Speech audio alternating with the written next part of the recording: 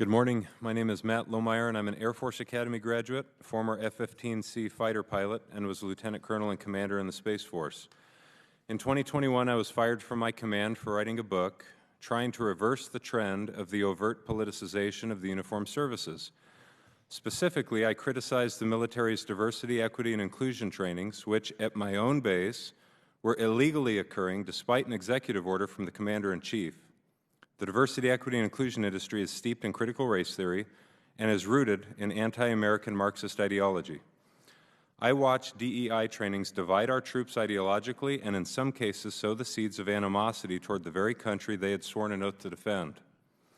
Before writing that book, I submitted a formal written complaint to the Space Force Inspector General's office detailing that such violations were occurring, including illegal race-based discrimination, but my complaint was never investigated and was later dismissed by then Lieutenant General Stephen Whiting, whom the Senate just confirmed for his 4th star. After 2 months, I received a written dismissal of my complaint from General Whiting. Personally, I have always advocated for a non-political military work environment. Today I'm here to testify about the ongoing Marxist-inspired efforts to subvert and weaken our military and broader American society. We often refer to these efforts as wokeism, but it is also a culture war. Yet even in this committee, there are differing views about whether there is such a thing as a culture war underway. Some members of this committee have been outspoken critics of DEI initiatives to include CRT, drag shows on military bases, trans activism, LGBTQ pride celebrations, and woke military recruiting videos, all things that are visible components of an ongoing culture war. Ranking Member Garcia, as he just mentioned, on the other hand, and asserted as recently as 2 weeks ago, says that the culture wars are quote-unquote phony and are merely a political talking point of Republicans.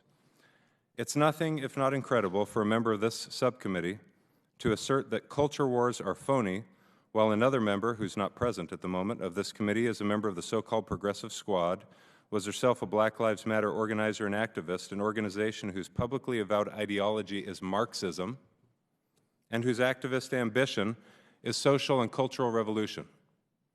Service members who wear the uniform of their country do not want to see these things in the military workplace. They don't want to see them at their bases. In most cases, this is true regardless of their race or their political worldview. Despite that reality, Pentagon officials requested $140 million to expand woke diversity initiatives in fiscal year 2024, double what it's been the previous 2 years. There are few things taxpayers such as myself feel less essential to the mission of the United States military than expanding diversity mandates and indoctrination. And now an important point. Such aggressively opposed ideological worldviews competing for institutionalization through policy epitomizes and formalizes what is properly termed a culture war.